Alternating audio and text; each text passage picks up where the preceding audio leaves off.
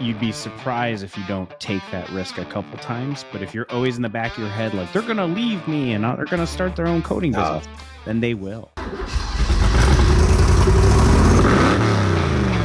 Detailer's Roadmap Cruise Control, where we navigate the roadways of life, business, and everything in between.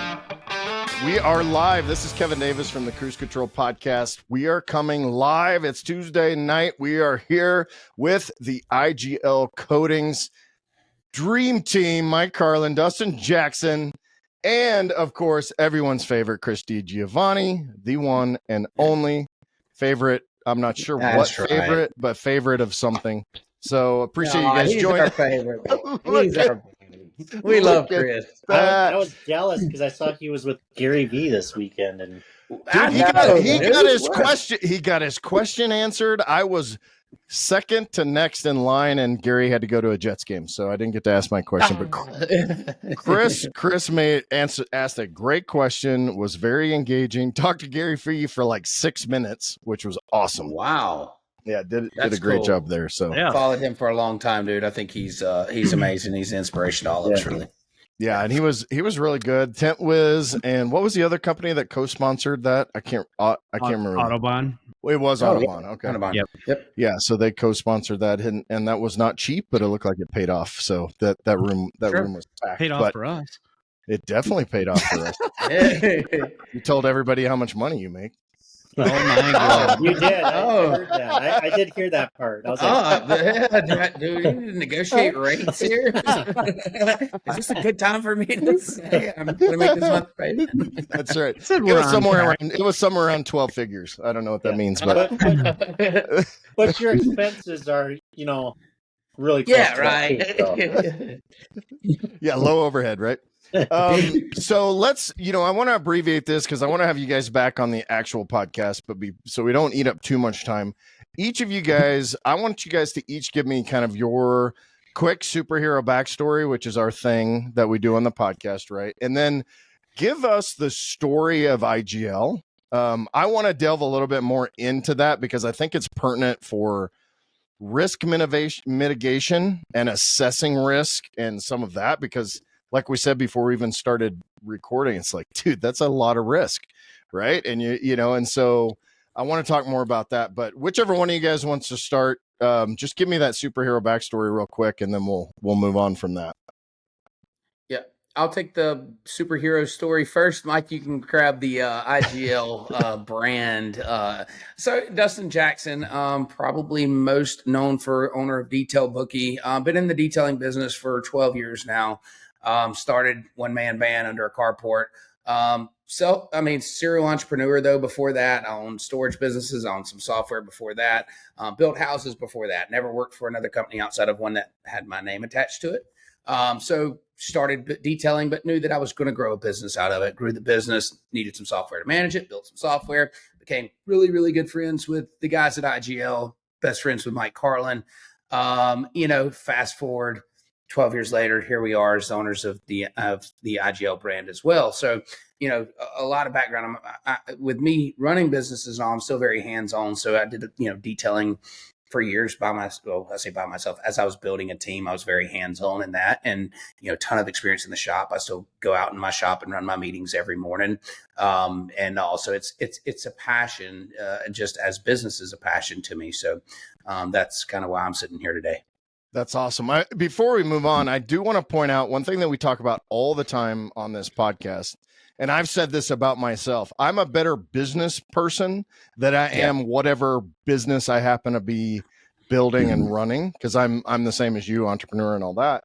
And so, like, if you look at your journey, all the people that are listening to this realize that he's a business owner that then owned this and this and this and this and now this, right? Like, and you can fill in those thises with whatever you want, but this is a business owner and entrepreneur, not just a guy that said, hey, I want to make shiny cars, right? And not that there's anything wrong with that, but I wanted to point that out because I think that's an important part of that journey.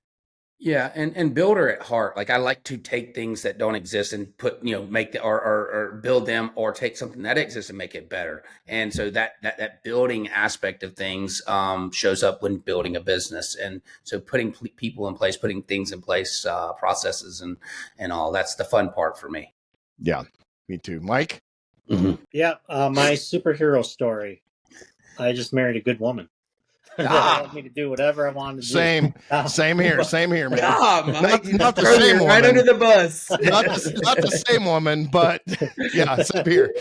No, like my background, I worked 22 years in corporate world. I managed a $110 million company, had about 450 employees that reported directly to me in one way or the other. During that time, I also owned Fast Lane Detailing. I started that. I was an absentee owner for basically the last 18, 19 years. And a lot of that's been my wife, my nephews, my son, and a couple employees that we've had throughout the years that have allowed me to do that. I got into that just by chance because I had a passion for cars. And so while I was in corporate world, I decided that I was going to get a part-time job at a dealership. And they're like, "Why are you working here?" 6 months later, the owner comes up to me and says, "Have you cashed any of your checks yet?" And I said, "No." And he's like, "Could you please cash them? Because payrolls have a hard time here." You're my nightmare. So I cashed them checks, and that's how I started my detail shop for my home at first. And it just built into, we've had 3 different shops now, outgrew each one, and we are where we are today. And then about 3 years ago, I just got sick of the corporate world. It was just, dealing with the people I was dealing with. Manufacturing is a little bit different. And Chris and I had a lot of conversations during that time with that. And because we've known each other for a long time too. And I just took the chance. Joel had offered me a job. I was helping at MTE, and I think that's where I might have met Dustin for the first time. Mm-hmm. And he actually SDC it was. And he came up to me and said, "Hey, I like what you did this weekend. Do you want to work full time?" So I quit my corporate job, took a huge pay decrease, and I followed my passion. But it was all because of my wife. She encouraged it. So that's awesome. That's awesome. Yeah, and I think for the most part, we, Joel LaPalme was IGL for a long time. I've been around. Mm-hmm. I've been in the industry since like 2012, at least. As a manufacturer. And so that's all we kind of knew. But then over time, then it became more you guys, right? Like that's all we saw. And people still had Joel's home phone number evidently, but, which I assume Joel has a landline. I'm just gonna say Joel has a landline into the kitchen. Chris, you're raising your hand because you have a landline. No, I'm trying to get my audio or my video to track me. Sorry. Oh, okay. It was putting his hand up, so I was going to call on him. Mike was the only one that did that. Like moves around so the camera moves. So walk us through kind of this. And, I know you guys know the back history of IGL and how the brand came to be and then kind of where it is. And obviously those of us looking from the outside, it was like, man, that's awesome. Because these guys clearly are going to take something that has done well and just make it skyrocket. Right. So walk me through that, whichever you guys want to do, and share it, whatever you want to do. Yeah. So like Joel and Jeff came up with this crazy dream too, because they're both retired and their wives said, "You better go find something or we're going to get a divorce."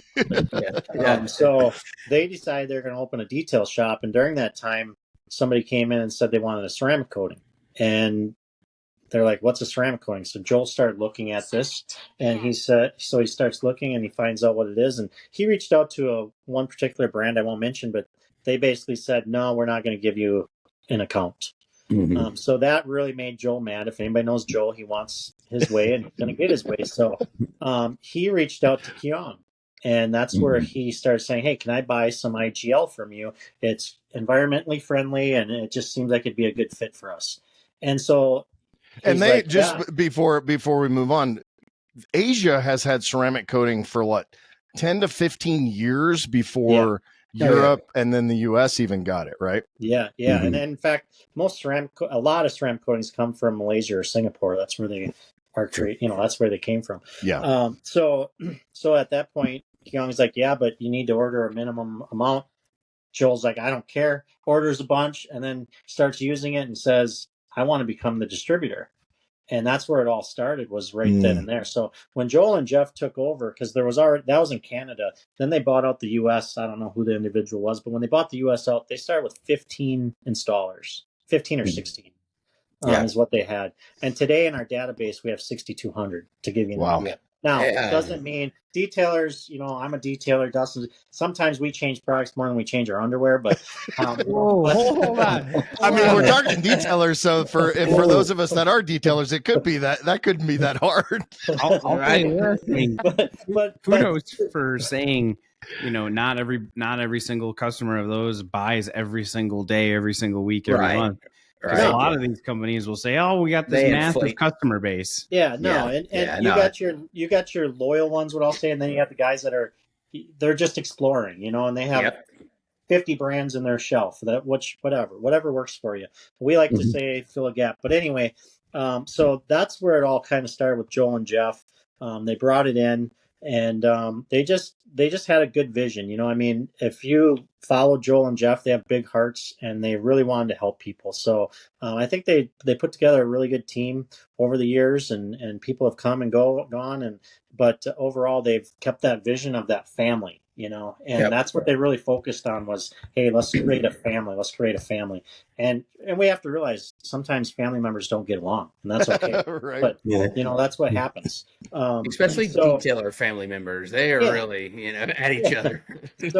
So they created that, and they kept on building that. And then at some point, Jeff and Joel decided it was time for retirement, and that's where Dustin and I stepped in at that point. So, and I don't know if you want to hear the story of how that happened or what, but that's basically I mean, if you want to tell it, Chris, I'll give you the floor too. Feel free to chime in here, but I think a lot of guys are just genuinely curious because you guys are young guys. I mean, from an outside point of view, it's awesome to see someone from my generation grab into the coating industry at an executive level. So kudos to you guys. Thank you.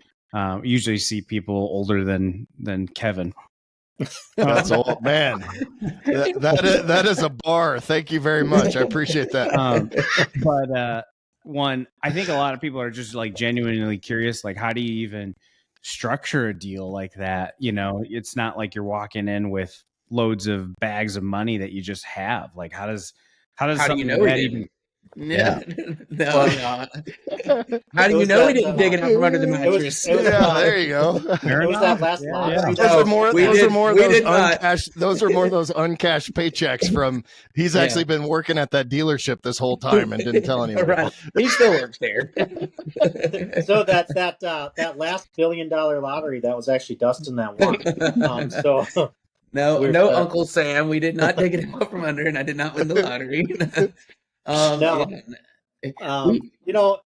Go ahead, Dustin. Yeah, I mean, structuring a deal, it's like, anything else you can imagine, any goal that you've ever set that you just didn't think you can achieve, but you have a dream and a want. And when you say like, where there's a will, there's a way. And Mike and I over months literally set our eyes on once Joel and Jeff kind of approached us with this opportunity, it was the over the moon shot. We're like, if this happens, like, wow. And so we just started. We started with conversations. We started with conversations amongst each other. Kind of, what's your position? Where's my position? What can we scrape together? What do they want for it? How do we go at this thing? And the best part about this deal, and I've been a part of a few of them, was that both parties, both Joel and Jeff and Mike and I, had a common objective, and that they wanted to see us get it as bad as we wanted to get it. So there was a lot of give and take on both sides.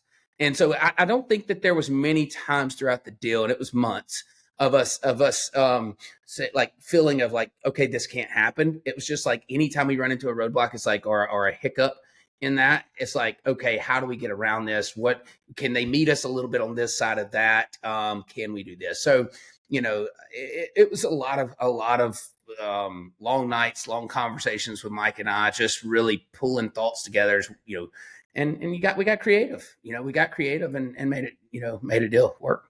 That's Yeah, pretty and- rare too. I'll let you go in a second. I just wanted to say that's pretty rare because what the old saying about negotiation is, you've had a successful negotiation when both people walk away unhappy.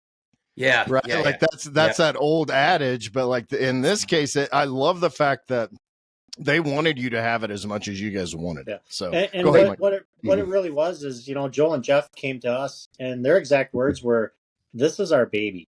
They built this with 16 people, 16 installers. This is our baby, and we don't want anybody else to have this. That's exactly right. That's exactly what they said, was because we know that you'll take it to the next level, but you have the intentions of keeping that family value, and that's what meant so much to them is, because they don't want this 10 years to look back and say, well, that was kind of a mistake. They drove that thing right into the frickin' ground. So that really helped with the negotiation too, and it was very pleasant. If you think about, like, we gave, they gave, and if they wanted something, we came back and said, it just doesn't make sense. We found a way, like Dustin said, that it made sense for both parties. So you guys you didn't work with like a merger and acquisitions guy or an accounting guy? Nope, you just kind of did it old school. Well, I have CPA that I've worked with for years and attorney. So we had our kind of background and our resources to help on our end. And then they had their attorneys. And so as we came to the deal, the deal never got to the attorney side of things until we could like digest it, okay, this is something we could stomach. Is this something you could stomach? And then we get it close, and then we pass it to the attorney so we don't break the bank with their fees, but I think that helped though, Dustin. Eventually, their attorney bill became so big that set up the whole process. We had the deal done within a couple months. We had the deal ironed out, every detail. Here's what we can do. Here's what you guys can do. We work together. We pass it to the attorneys. Months and months go by. There's all kind of stuff we got to. We're like, come on, man, this deal is already done. Like, we don't need you guys. And but and again, it's kind of like, there was a lot of sleepless nights. There was a lot of antsy nights. Mike and I would be on the phone for hours. Like, what about this? What? Because it's a huge risk. You opened up the podcast with, talking about risk management. And this was, rolling the dice. I mean, here's the thing though, we're betting on ourselves. And I don't know of two other people. I'd rather put my stakes on line, except for us too, because we're not going to quit. We're not going to give up. But at the end of the day, I mean, it was a huge risk. It's a huge roll of dice. Yeah. And I assume both of your wives had to be on board too, right? Like this is a generational risk, which I think, I mean, it's not like you guys are spending $100 million, but like this is a big risk for two families, right? Like that's that definitely comes into play. Yeah, no, it is. And my wife, I always tell her, the problem is you always tell me just to do it, and that's what I mean. She's just like, my wife's like, just do it. Like, trust me. Like if she goes, if you believe in it, just do it. But she is 100% behind everything that we do, or, and she'll, when I'm gone, she's taking care of the shop, she's taken care of the shop for years, and she's willing to help out IGL in any way. So it really wasn't a stumbling block when it came to try to sell it to my wife. She was just, let's do it. Mine kind of went back to the team, when we had this opportunity, and it's like, we had just been doing some other things too. We own multiple companies there, and we kind of had some other deals going. And it was like one of those moments where we probably didn't need to be doing something else. And so when I go to the team, I'm like, hey, we need to start preparing some stuff and get the back office ready, because we're going to make this, this offer and this thing. They're like, what? What are we doing? And I'm like, I've had that conversation a ton of times. Yeah. But they're all supportive, and they've all had our backs, and we we're pushing right along. But Chelsea, I mean, Chelsea and Mist are the hardest workers in the room, really. Whenever you go, like, they're so committed to us and the business and anything that we have going on, to the point where, I mean, if we're running marathons, they're right there beside us. If we're running business, they're right there beside us. And it makes that part easy. You don't have to come home and tiptoe around going, I just spent X amount of $1 million on a company. You're like, hey, we're going to dinner tonight. We may have to drink water and eat crackers, but hello, we have a brand. Yeah. I Almost love gonna that. almost Yeah. goes to the what is I kind of look at you guys as like maybe you hit your I wouldn't say your comfort zone, but it's kind of at our age, like we're kind of hitting our stride. And you just Yeah. don't see Yes. guys hop back out of the comfort zone Sure. that often, especially in the way you guys made a splash. So kudos for you guys. I know it's in good hands. Absolutely. Thank you. Thank you. Yeah. Now, when you guys kind of started to take over, and obviously you can see from the outside and you're doing negotiations and all that, what did that look like to say, okay, we're like 20% there, right? Like we need to fix 80% of what's going on right now. And I'm not trying to throw Jeff and Joel under the bus or anything, but with any with any business, right? If you're super close to it, if Chris came and looked at everything in my businesses, he'd be like, dude, what the hell are you doing? Right. But like, and so like, was there a huge like, and obviously you guys were already intimately involved, but I'm sure there was like, you had kind of a punch list of things that you had to do, right? Yeah, and it's still a punch list, you know. Yeah. I mean, and that's what we always tell our installers and anybody that we talk to is this is a process that will take us a long time. So what we had to do is kind of come up with a list of what's the most important, what's going to benefit. We put some things in place right away that were going to benefit the installer, whether it was starter packs or afterpay or whatever. Yeah. Like that was the first thing that we did just to give them, to show them that we care, right? And then there's a lot of stuff that Dustin can talk about in the back office, which, you know, Jeff had his process, worked great for him. Absolutely. Flawless. But it didn't match the way that Dustin does his process with his other businesses. So it caused us a lot of time and energy while on Dustin's side. So he can kind of cover that. But yeah, I mean, we both have our, you know, our fortes and what we bring to it. And so we each had like areas of focus that we wanted to kind of adjust the knobs per se. We jumped in a jet flying 10,000 miles an hour and we're trying to hold this thing straight and make little adjustments so we don't land on the ground. And so like, you know, the back end, I mean, a lot of it was an old school manual process and just wouldn't work unless you have full attention on one thing and very, you know, like this is what you have going on and this is all you're focused on. And he did a fantastic job. We took over an excellent, well-run company. But when we take those things and start to build in some automation, some things that we can streamline, build some processes in place, like that stuff doesn't show up to the installer right away. But over time, over the next, you know, 8 to 12 months, they'll start to see, you know, things that just affect them, inventory levels, you know, maintaining and ship times and things that we could improve on. And again, just like you said, Kevin, we're not trying to throw anybody on the bus. They ran a great company. There's things that we want to refine and build and then put a new spin on because, you know, self-admittedly, they said that, you know, they are kind of at their age, the innovation wasn't there. They weren't looking to just, you know, make things better and better and better. Sure. You know, we come in and we're like, that's what we want to do. We want to take this thing and build it and make it, you know, or make it better and refine the process. So, and some of that stuff doesn't show up. A lot of the blood, sweat, and tears doesn't show up to the end user for a little while. Yeah. And that was a lot of what Jeff said too, is like you guys and Joel, we want you to have, because you can take this to the level that we can't. They knew that. They knew where their limitations were. And then it was time for them to step away so that they could, you know, IGL could be known for the next level, you know. So, and I'm sure there's a certain comfort with them by being able to say, hey, I'm going on vacation. You know, make sure you get your orders in before Tuesday kind of thing, right? Yeah. Like there's this, but in the grand scheme of things, it becomes very difficult to, you know, to support 6,200 or even if that's 620 installers that are ordering all the time. So those systematized things have to be in place long term.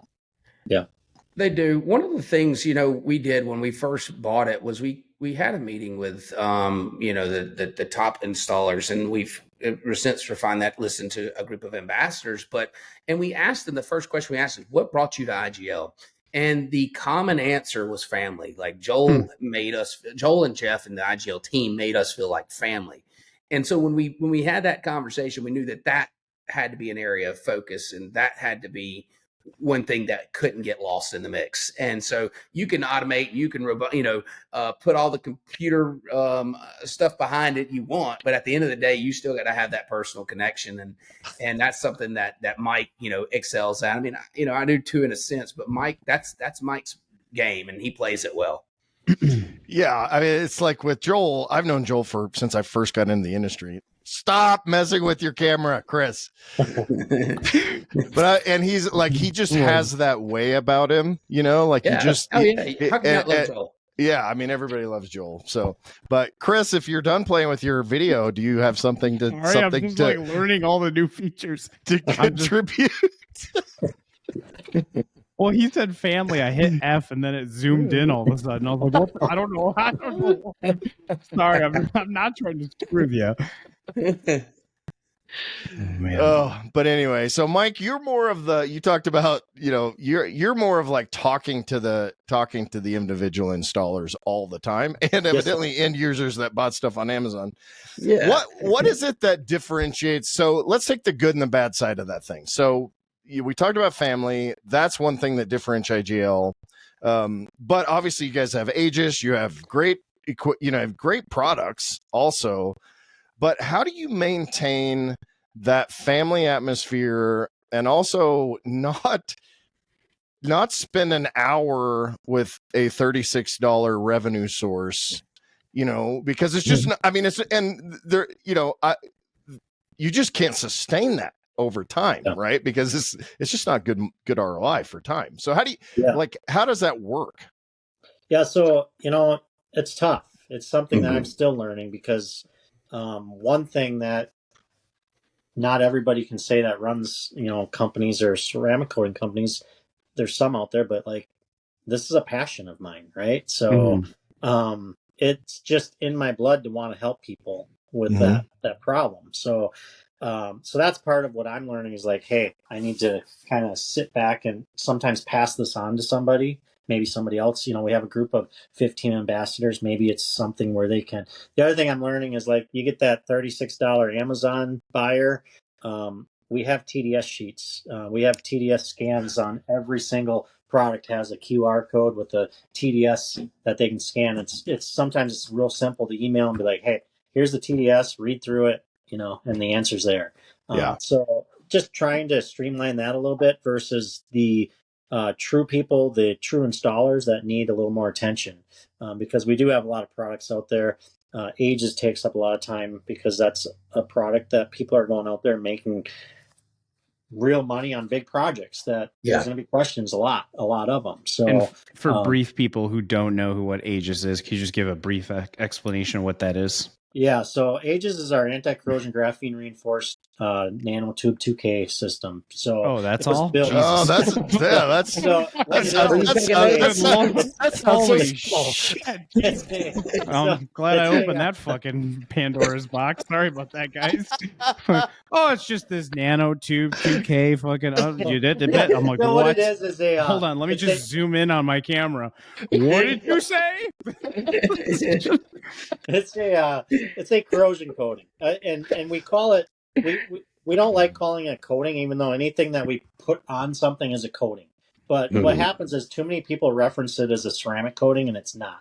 It's a 2K system that went through extensive lab tests. If you look at ASTM numbers, like salt spray test, it passed over 6,000 hours, which is unheard of. A normal ceramic coating might be 500, 600, 700. So this is a 2K system that is made for C5 category, which is your highest corrosion rated category. It can maintain its appearances in a C5 category. So it's amazing. First of all, it's like a ceramic coating on steroids that then ate a baby that was already on steroids. Yeah. Like it's just it's just phenomenal at what it does. I've seen all the testing and your marketing and all that stuff. I've talked to guys. I had Joel on the podcast. We talked about it as well.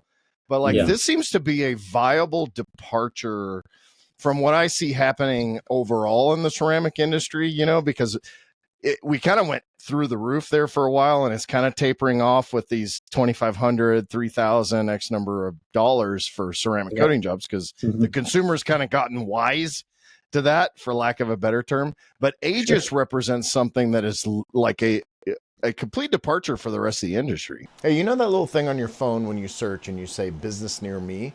Well, people aren't finding you when they search for ceramic coating near me, detailing near me, tint shop near me, PPF shop near me. They're not finding you as well as they should, or they're not finding you in the areas that you'd like to. Detailer's Roadmap has a solution. I want to introduce our new Google Business and Maps Accelerator. We have got this great new program that not only gives you an opportunity to do some search engine optimization, SEO, but in a very specific way that is designed to be map friendly, Google business friendly, and in order to get you more leads in areas that you're currently in and areas that you also want to target that may be slightly out of your own area. So go to detailersroadmap.com, use that little schedule a demo button at the top, and tell them in that form that you want to do the Google Business and Maps Accelerator program. Take a look at that. It's very cost effective and a very entry level price, and it's awesome, right? Yeah, it was made to pivot. You pivot your business. You can use it in your detail shop on undercoatings of a vehicle or heavy equipment or something like that. But it was also made for you to pivot and maybe create a service bureau and go out and service Disney or whoever. So it's and that's one thing, without getting off subject, that IGL is really good about is I think in the next year, if you really watch us close, there's going to be some pretty cool stuff that is really close to being released that just helps you pivot as a business. We don't want to get rid of the shiny car stuff, and we're never going to, but we want to help the people that are doing shiny car stuff be able to go out and make more money, real money, or bigger amounts of money, be more profitable. And and Kyung does and his team do a really good job at releasing that type of stuff. Are you guys driving that innovation from our side, or are you guys primarily, is it coming from Kyung and his team? So Kyung's, we have the mothership is IGL Coatings, right? Right. Kyung has another, his main business is Omniant, which Omniant then is basically the company that produces all the different products. And then we as the US kind of drive the market. So we kind of pick and choose what we want to bring from into the market. So other manufacturers, like whether Hyundai was the one that really needed Aegis. So they went to Kyung's team, Omni, and said, we need you to design something. He designed it, and then we can pick from everything he has. Like there's stuff out there that we haven't brought to the market. Someday we may or whatever, but we don't have everything that Kyung has. So that's what's really neat about that is he's constantly, him and his chemists are constantly coming up with solutions for a lot of different manufacturers out there. So they lean heavy on us, most importantly Mike and his trusted few, to test these products to see what how it's going to respond in our environment, how it's going to respond to our market. So we have a large say as to what's happening. However, yes, that they do the innovation, they bring it to the table, they say, hey, what do you guys think about this, this, and this? And we give our input, and then products land, we start testing for them, helping them out, whatever, giving feedback. Well, and having worked for a non-US company doing business in the US in the past that we will not name, I know that it's difficult sometimes for those that aren't in the US market to really understand what the end user and the industry needs. So I'm glad that he leans on you guys to really understand, what it, and obviously it's a two-way street, but you guys can then bring the right things to the market. Yeah.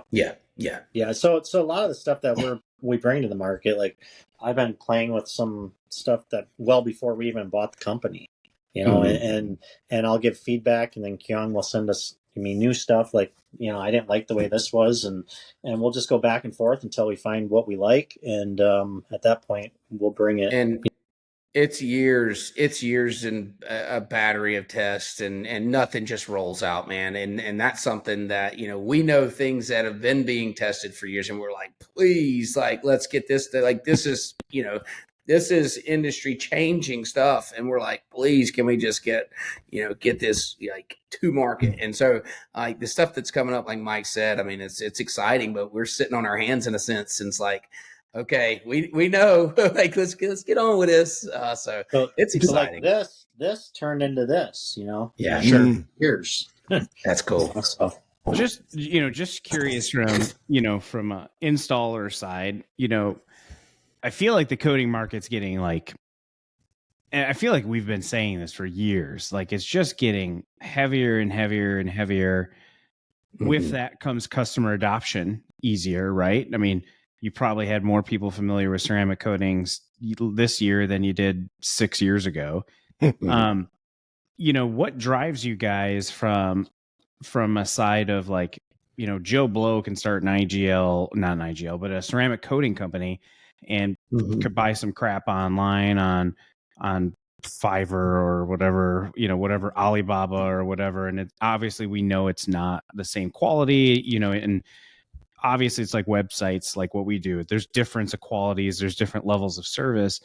But what do you guys perceive as like the next steps in the market? Since you guys are kind of at the head of a market, you also are not just a generic blender. I'm just going to say it outright. It's not like you're just, buying something from someone that just has stuff off the shelf.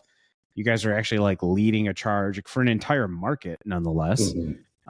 What do you guys feel like is going to be the next driver? Is it going to be stuff like Aegis, where, hey, nobody's really talking about coatings or applications for stuff outside of cars? Or do you think it's going to go towards simplicity of like one layer piecing? I'm just curious from your aspect, especially from both of you guys. You both were basically dealers, right? You both have an owner drive system, so you probably know what type of products you want or change. And now you're in the product game where, like, if you're not launching something every month, you're a piece of shit. In my mind, I think that the market shift needs to land in the installer's lap into customer service and building relationships. And because we can throw any product we want into someone's hands and tell them it's the next best thing, and then they fail with it, right? And that's what coatings did years ago to us when we were setting the hoods on fire and running buggies into it, saying it could last forever, and it set us up for failure, right? Yeah. So our job as a company is to get quality products, but teach our installers how to build a relationship with their customer that will stand the test of time. Because yes, we're going to give them the new products every year and every 2 years, and then we're going to give them the next best thing. But if they don't build a relationship and they're always having to buy new customers with marketing, then there's nothing that will stand the test of time. Like it's no different than selling hats and t-shirts. Walmart can sell it. I can sell it in another store. Like, what makes us different is we want to build a relationship, and that's who we are as IGL with our installers. But we more importantly want our installers to do that with their customers. So I think Mike and I bring that experience to help our installers understand the importance and value of that, and then go put the new products in their hands and say, now that you have that customer eating out of the palm of your hand, you can sell them this new product. Gotcha. So you'll be transitioning the business, if I'm hearing you correctly, and I might be wrong. You're transitioning the business to help the installers build a better business for themselves. Absolutely. Going into marketing or retention efforts, or not just worrying about the next lead tomorrow. Because so actually teaching them how to run a business, in other words, right? Mike and I had deep conversations about our passion for the industry, and he has that same approach, and he knows the product. I mean, I detailed for years. I know the products, but Mike is very hands-on, very technical, and he understands the products inside of things too. But he also understands relationships, and that's when he came to work for IGL as a rep. He was managing a $100 million business, right? He was managing, and he wasn't in a traditional sales role. But he comes in and he shoots through the roof in sales because he just builds relationships. He's just a great guy. And so if we can take those same qualities that got us to where we are, and we put that into our installers, and we say, hey, here's how you run a business. We can sell you. Anybody can sell you soap. Anybody can sell you coating. Anybody can sell you degreaser, right? That's we can call it. But can anybody teach you how to run this business and truly sell it and truly manage it and truly grow it to something that you can pass off to your family or sell one day? Like that's where we need to get you, and that's the train that you need to be on in order to be successful, because industries and markets change all the time, and in order to ride that wave, you better have a solid foundation up under you. You're going to be ready for some rocky roads, Yeah, and I think to add to that is Dustin's spot on, and the other part of us is just having the innovation to be able to help you guys, everybody pivot. You know, Yeah. it's no secret. This weekend, Dustin's flying to Wisconsin, and we're hosting what I know of is the first residential class in the industry. You know, we have Ray Pontarelli coming in, who's been doing this, who's an expert at it, and we have a class of about 15 people coming, and they're going to learn what coatings to put on countertops, appliances, outdoor barbecue pits, to elevators, to sofas, to whatever. I mean, we have a whole lineup of stuff that's going to happen this weekend. So it's just being able to pivot, and we have some other ones that we'll pivot into. So. Yeah. So just going off of what you said, I didn't mean to interrupt you, Kevin. I apologize. You're good. I actually don't apologize. You don't I'm apologize. happy. You're good. Co-host. Then I'll just say this. I mean, if you're going to help on the business side, does that mean you're going to show them how to do coatings, but are you guys going to have like conversations of how to sell those coatings or how to upsell? Because I'm assuming 85% of the people that are coming to your shop for this training are probably car guys. I'm assuming.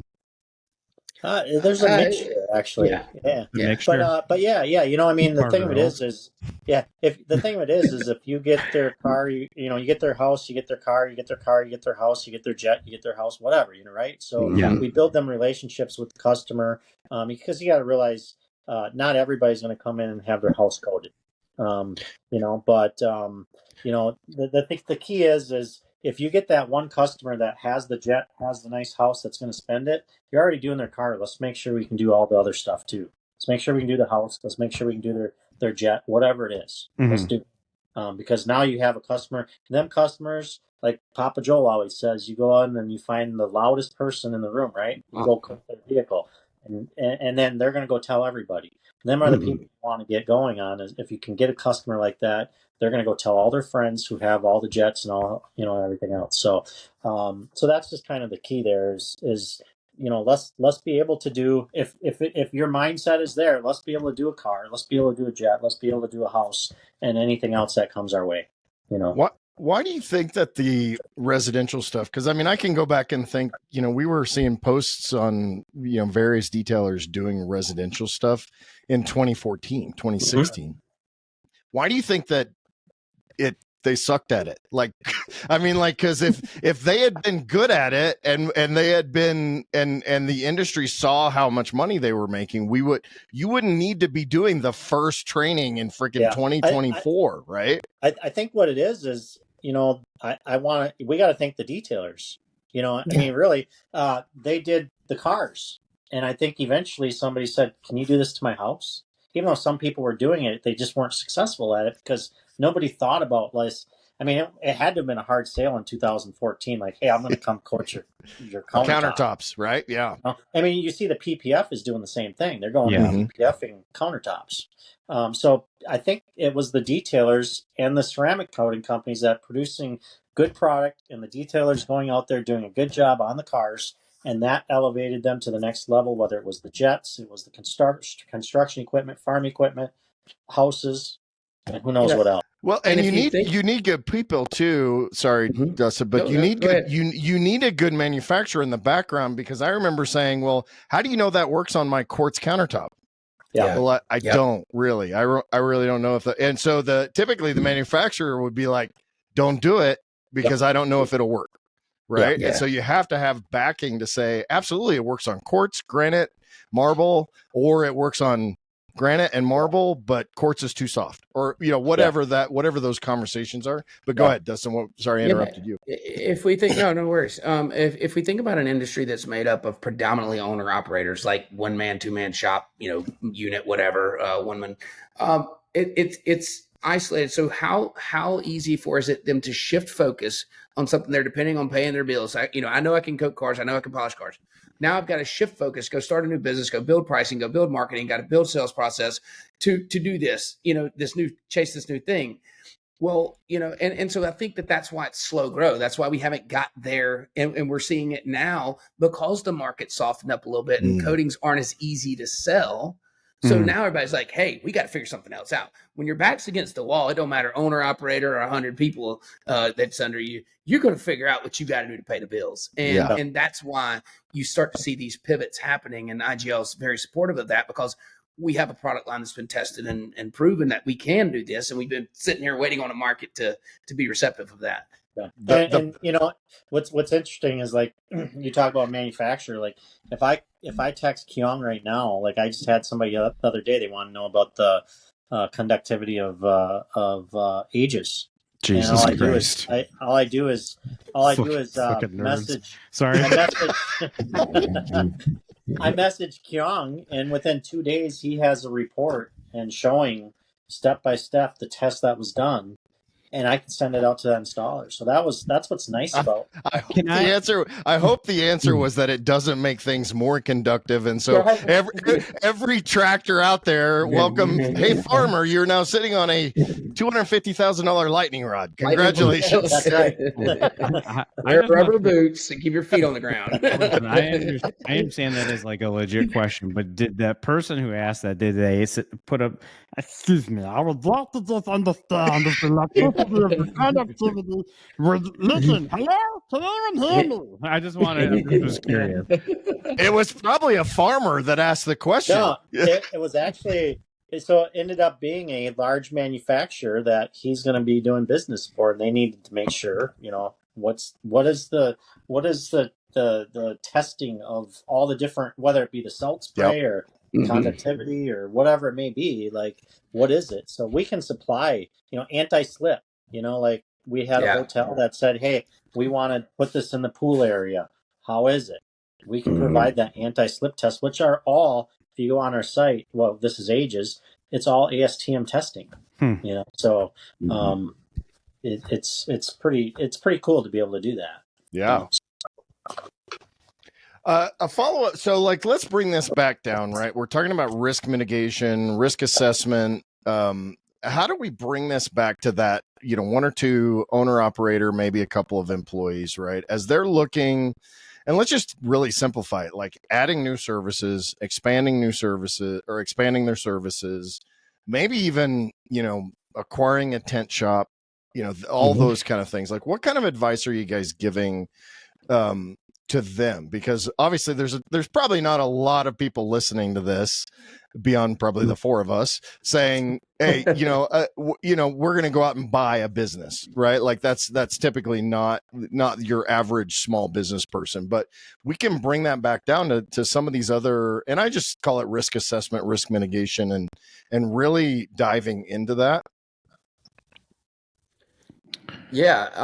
Here's the thing that I think that detailers struggle with the most, and that probably holds them back from doing things like that, is their pride and their unwillingness to trust other people to help them do their craft. Like, we, as a detailer, they're typically the best detailer in the room. Just ask them, they'll tell you. and nobody can do it as good as I can. And I'm sure they'll mess up if I allow them to work for me. Or that guy's a jack wagon, right? And that other guy doesn't know what he does. And so, again, slow growth, it slows growth, because the mindset of, I can't put somebody in my place to do this thing while I go do this other thing, or I go into this other shop, whatever. Like, that's the hindrance. And that's what needs to be, that's what we have to, you know, I've been talking to detailers for years about, listen, they're going to mess up, hire the team, add to the team. They're going to mess up because you messed up.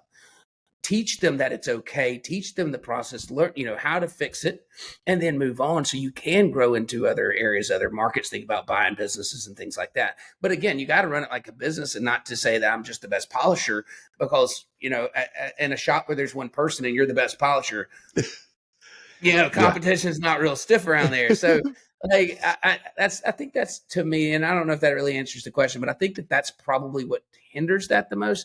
But what I would like to see, detailers turn into better businessmen that would trust and teach and trust others to help them grow into other markets, grow into other services, which would, essentially just make their business more sustainable. And to your point, being okay with the fact that people really aren't. You are probably unlikely at first to find someone that can do it as well as you can, quote unquote, right?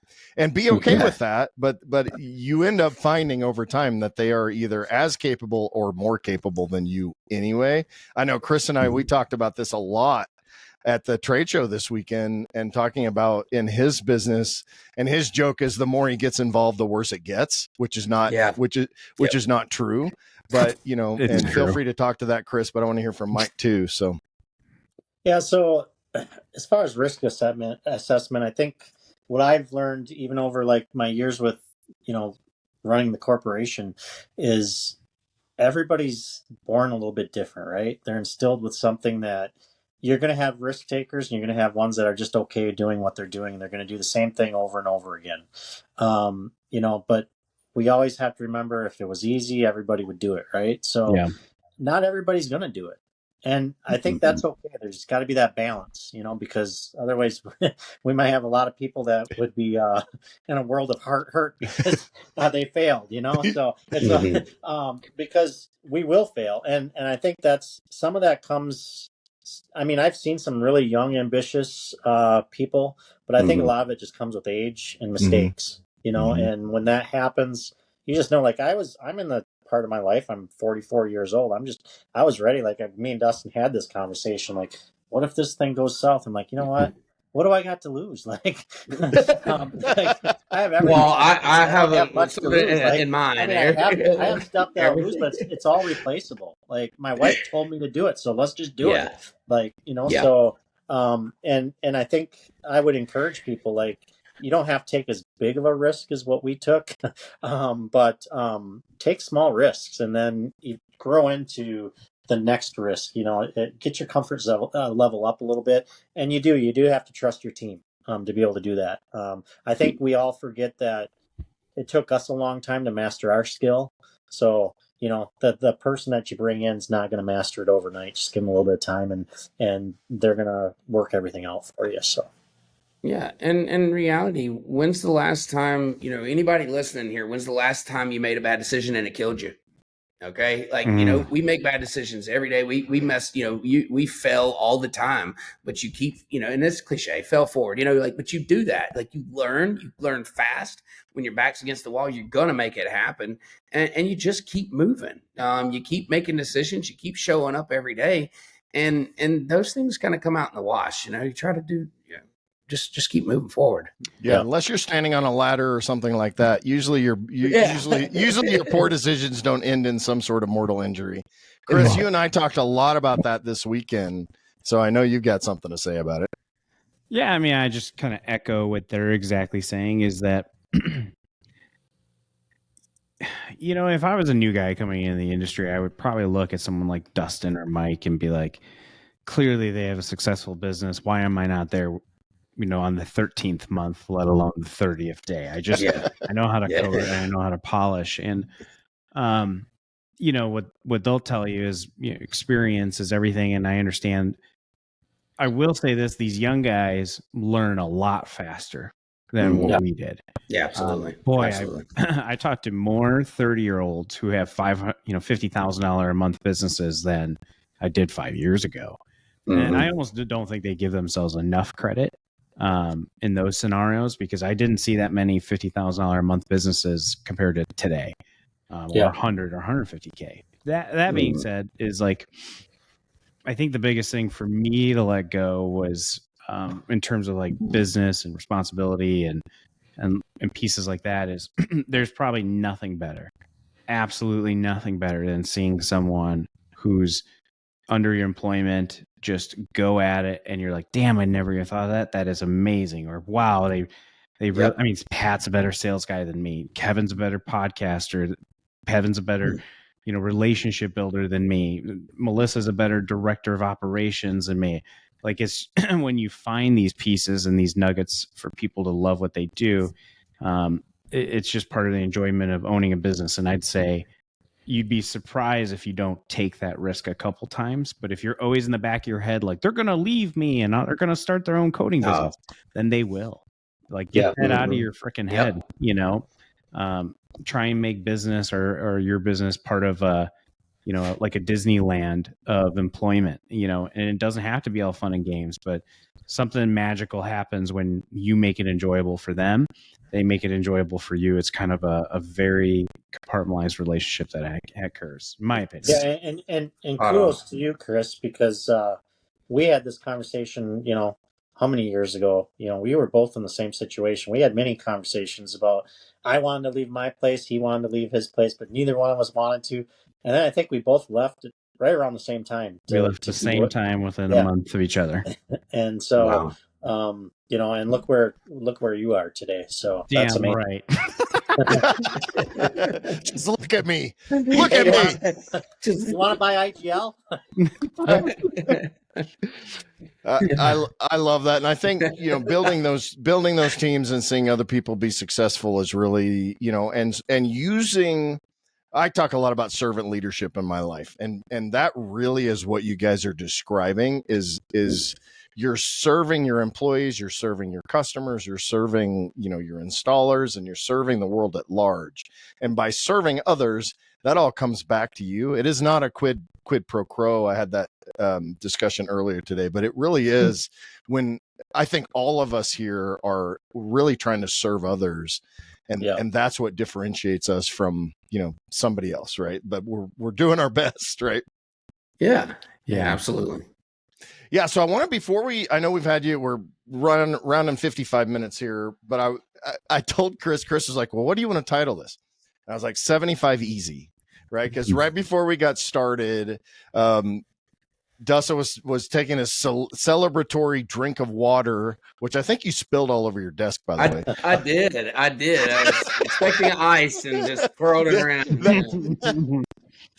But you just went through 75 hard, and I know you've done it more than once. I know that you guys are doing that. And I don't really want to talk about 75 hard necessarily, but I do want to talk about what that means. Like, why would you do that? Why do you do hard things? I know, Mike, you did 3,500 miles last year. You did a bunch of how many? 3,000. Don't give him credit for. Don't give him extra. I mean, I only ran 3,000. I saw his shoes. They looked like he did about 35,000.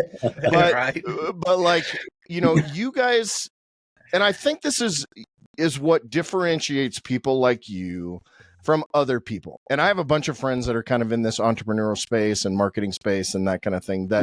And they almost all have some sort of like, I like to do hard things because they're hard, right? Yeah. Like, can each of you guys talk about the motivation there and then relate it to like business, right? I'd love to hear that story. Yeah. So, great question, man. One reason I just feel lazy if I'm not doing something hard. Like, I don't like being slothfulness. Yeah, I don't like slothfulness. I like to be challenged, and part of that is like, you tell me I can't do it, and I know Dustin's the same way. I want to do it. Like, I want to do it. And because of that, it's like a direct competition between him and I. Like, we challenge each other all the time with stupid stuff. Like, everything we do is a challenge. Yeah, I'm on top of this podcast for a reason. Yeah, and it's all in good heart, like really in good heart, because we know that we're going to take it well, and we know 99% of the time I'm going to beat him. So it doesn't matter. But that's the same thing with business. So a quick story. I come from a very small town, 2,000 people, and for you to get to a population of over 2,000 people, you have to go about 45 miles in every direction. And we do about 200 coatings a year. But if I go back 18 years ago, I had a very well-known business person come into my first shop, and he told me I wasn't going to last. And back then I was probably charging $125 for a detail, but that was a lot of money, Mm-hmm. And he said I wasn't going to last. And right there, that just bugged the crap out of me. Like, I was like, I'm going to make a fool out of him. And I kid you not, 3 years ago, he came into my shop and he apologized to me. Wow. He goes, I remember when I told you weren't going to make it. And he's a regular customer of mine now, so, I can't stand when somebody says that you can't do it. Like, I can't stand when a detailer calls me and says, I can't drum business because I'm in a small town. I'm like, you don't understand. Like, I'm in a small town too. Like, I have a population of 2,000. We really have 3,500 people, but the prison is 1,500 of them. So, I mean, they're only getting their shanks coated, so they're only getting their shanks covered, right? so and I came from a family that, my mom and dad didn't have a lot. I grew up in a trailer house, and I always wanted to not to be better, but to have better, because I saw the struggles of my mom and dad. And I was like, you know what? I want to be able to, it was just a hunger in me to be successful, and be able to pass something on to my kids, and bless their heart, they've done everything they could, but I want to make sure that, that I'm leaving some generational, talent and wealth and legacy behind. And so it was just a drive of mine. And when I met Dustin and being around Chris, there's a lot of, we all have circles. And, I have, 4 or 5 people that are really key in my circle. And I lost one about 2 months ago. And I told Dustin, I said, it's really weird when you lose that inner circle person, because I don't know if I'll ever replace them. But he was the same way. He kind of taught me the same thing, is, just go after life. When somebody says you can't do something, you just do it. And that's kind of my mindset. So I turn everything into a competition, because I want to be on top. Yeah. So I love it. Yeah, we really are that, that sum of the 5 or 6 people that you surround yourself with. Absolutely. Yeah, and absolutely. I did an interview this afternoon with Shad Stoker from Salt Lake City, and we literally, the entire podcast, this is what we talked about, is mindset and all of this stuff. But one of the big components that we talked about is that if you're not surrounding yourself with people that you strive to be like, you need to find a new circle. Right? Like that's 100%. So Dustin, what was your take on that? Yeah. I mean, to me, it's twofold, right? Goal. So doing a challenge it has nothing to do with 75 hard. It has nothing to do with the marathon. It has nothing to do with any of that. It's really just a goal to set out there of something that's very hard to obtain, and it takes a lot of discipline and persistence to see through. There's, like, to me, that drive to something, it empowers me, and it empowers everything about my life. So when I'm focused on something like that, I'm also laser focused on everything else. So I'm very goal driven, very goal oriented. I think as humans, we all do better with a focus and an aim on something. And it can be multiple targets. Obviously I own multiple businesses, so we have to keep focused in a lot of different directions, but you set the target and then you go after it. And so 75 hard was just a new target. But I'll say something that, that I think needs to be said. And, we're so quick to reward ourselves with things that don't serve us well. And when I think about 75 hard, one of the things was no alcohol through the 75 days. And that's the first friction point that anybody, when you tell them about 75 hard, like, God, how do you not drink a beer? And to me, it's the things you reward yourself with should empower you and should help you through your life. And if we're rewarding ourselves with beer, and beer is the thing, or alcohol, or sugar, or or Facebook, whatever these things are that we're trying to escape where we're at, if that reward is the thing that's holding you back, then it's time to change that reward, because that's not real rewarding. And for me, that's one of those pieces that I wanted to eliminate out of mine. And I'm just self-admittedly, that's, goals are one thing, but to take what serves you best, what helps you traject forward and replace things that are holding you back. And that's what it's about for me, is to just keep eliminating things that don't serve me well. And 75 hard really embraces that, because it takes the things, it makes you give up things in your life that may not be the best things for you. And so, goals and that's kind of where, where I'll and when you mentioned mindset too, is real quick, is one thing that we did is we manifested this a long time ago. buying IGL. Like it was 3 years ago that I was griping with Dustin. Dustin says we should just buy the company, and we joked about it a lot. Then all of a sudden, I was like, yeah, we should buy the company. Well, then pretty soon, Dustin's at a training, and he takes a picture of one of the banners of our Marine that had a yacht on it, and that's his screensaver to today. And he was manifesting that, but and then eventually it just happened, and we're big believers of manifesting. Like we talk about it all the time, and that's why if you look at IGL Coatings, our business is Manifest Solutions. That's and it was because we want to help others manifest their dreams. So well, and I talked about this earlier. So depending on where this podcast lands, but on my board, it's this is a Tony Robbins thing: where your thoughts go, energy flows. Absolutely. And so, as you think through that, and, one thing, Dustin, with what you're talking about, if things that don't serve you, I don't drink, so the alcohol would be super easy for me, but, but I actually gave up social media from a personal standpoint about 3 months ago. And maybe less than that. But I was telling Chris, I'm like, the first week I saved 11 hours. Yeah. Wow. And like, I don't think people realize that, but what my business coach was telling me is that really, and to your point, there's a multiplier effect. So because I'm not surrounding myself with the negativity of social media, I don't just save 11 hours and get more creativity, which I did, get easier thoughts, which I did, feel better, which I do. I get like 33 hours of that. Yeah. And so when you're saying, okay, well, if I have this beer at the end of the night, or 2 or 6 or 12 or whatever your thing is, that's not feeding my body. It's not feeding my mind, my soul. And it's not just that amount of time, it's exponential throughout the whole week. Right. And so that's something that I think is super important.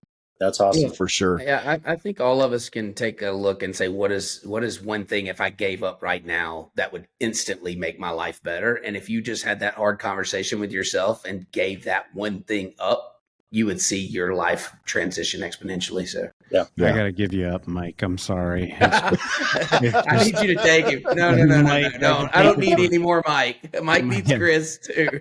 Yeah, Mike, it's okay. I'm just going to have to let you go at this stage. I mean, Chris, I'd actually love to hear from you, your thoughts on like doing hard things and goal setting, because I know you're super goal oriented as well. And so I don't think this is like, I want to hear Chris's thoughts on it, because it's something I think you'll have a great perspective on it as well. Oof. I don't know if I do. I look at the 75 hard thing as like, damn, that's fucking hard. And I'm not even talking like, the reason I want to ask you, because I don't think it needs to be some sort of physicality, right? I think that your mindset and your goals and the things that you achieve go far beyond that. And I'm super, proud of you and proud to know you in those things. So I think that we have something to learn from those. Don't discount just because you're not out doing 75 hard and running a marathon, which you're perfectly capable of doing, by the way. Yeah. I don't think that discounts what you have to offer. Yeah, no, I appreciate that. And every time these jack wagons post, I do go work out. What are they? I just don't post about it because I don't need to see the man boobs point out. But so I think what your question is more or less like directed at doing hard things. Like, what kind of things, what does doing hard things mean in your business and in your life? Yeah, I mean, to echo what these guys are saying is like, for me, doing the hard things, man, there's just such a larger reward. I know that's a selfish thing to say. In terms of, boy, there's 1,000 ways you can cut this, and I'm sorry I'm blabbering here. Doing things I was not expected to do, to go above and beyond in my own business, has really kind of changed the way I kind of think about my life personally or as a business owner. I guess what I mean by that is like, giving up things that were very hard, like giving away the marketing, giving away the podcasting, giving authority to run pieces that I know everything about, but I'm going to have to let someone else make those decisions. It doesn't sound like it's not a physical thing, but it's a mental thing. and I'll just kind of go back to the fact that I always look at it like I was not given those opportunities when I was an employee. And those are the things I would want the most. I would want my boss to say, this is a really difficult decision and I want you to make it. I don't know if that always works, but 99 times out of 10, the people in my life kind of enjoy those decisions, at least from a business perspective. I don't know if I rambled and went to fucking nowhere on that one. I apologize. No, so, that makes sense. No, I think that's right up what I think that's perfect for what you're saying. Cause it's doing hard things doesn't look the same for everybody. And actually doing hard things, like I've talked about that. I want I'm about to be 52 in December. I want my 50s, and I know my 50s are going to be my best decade yet. And then my 60s will be better. My 70s will be better. And part of that is doing hard things. And part of that is having great mindset and making determination. I told Chris over the weekend, I have made such mindset shifts in the last 3 months, 4 months. It really kind of amazes me, but it's a lot about surrounding myself with people that are doing the things that I want to do. And therefore I want to know what they know so I can do those things myself from a mindset, spirituality, all of those different things, what I do in my business. And I think, Chris, what you're pointing out is that it's just as hard to give up parts of your own business as it is to, not have alcohol for 75 days or go run a marathon or what. And in some cases harder because like, dude, if you run this business for the next 15 years, it's going to get worse. Because what do I keep telling you, Chris? Go do CEO shit. Yep. Yeah. Kevin, can we talk to this one guy on the pod? Go do CEO shit. Okay. All right. I'll shut up. Damn it. Yeah. I mean, I just go back to the hard stuff. Always has a massive reward, whether it's mentally or it's physically. Anything that's worth doing usually does not have immediacy to it, whether it's working out or if it's learning accounting yourself or learning how to do marketing or learning a sales process. Unfortunately, there's not immediacy in everything you do, but there's longevity in learning skills and knowledge for yourself that you can pass on in numerous different ways. I mean, I don't know how many ideas that I've shared with Mike and Dustin. They have nothing to do with my business at all in certain aspects that maybe they took a little nugget from. They learned and they can apply to themselves. And, Power 5, are we just advancing each other? And I feel like it is. It's a great relationship. So I love that. They say, and just to wrap that up, that, the reward exists just outside your comfort zone, or your growth exists just outside your comfort zone. And that's so important to push yourself, whether it's in your relationships, it's in your business, it's in your own mentality and physicality, whatever that is. Just continue to push yourself and do great things.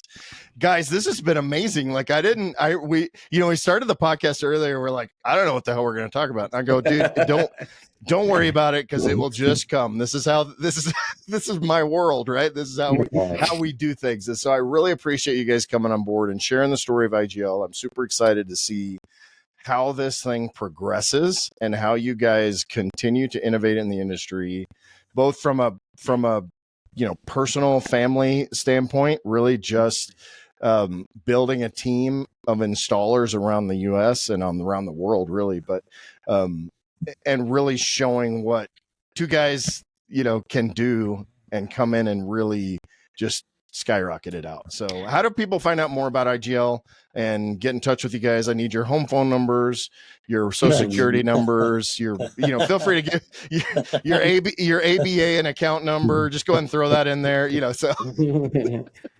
No, you can visit iglcoatingsusa.com. When you go to that website, whether you want trainings or you want to be a new installer, just go up there. You'll have a contact now or a training tab, and you can get more info there. From there, it's going to send us a direct link, and we'll get a hold of you within probably 24 hours. So that's amazing. And you guys will be at SEMA, right, as well? Yeah, we'll be at SEMA. We'll be at MT. Yep. And we do have trainings throughout the U.S. from time to time. So, and just follow us on Facebook. That's I like to post a lot on Facebook. So Gary V would be very proud. He would be very, very proud. And you've got a couple other things too. You see, you've got IGL, you've got Fastlane, which is Mike's personal business, his family business. And Dustin's got Jesus good Lord. What's this count here? How many you got now, Dustin? A few of them. Easy End, at least automotive specific is Easy End Detail Bookie, which is a great CRM that we see hundreds and hundreds of customers use, and obviously IGL themselves. So that's right. You guys have the same problem I do. When people ask my wife what I do for a living, she's like, I just have her tell them I'm a drug dealer, because at least even though that's not real, at least they have a frame of reference that they can just go with, and it makes when I come over, it makes it for an interesting conversation. So for sure. Well, gentlemen, I appreciate all three of you, and catch us on the backside. Make sure you go to detailersroadmap.com, use that little demo button up at the top, get a chance to talk to Pat, who's a better salesperson than Chris anyway, and he will definitely walk you through everything we have to offer if you're not currently a partner, or if you are a partner and you're looking to take things one step further. So thanks very much, guys. Enjoy the rest of your night. Head over to detailersroadmap.com and get your one-stop success solution today.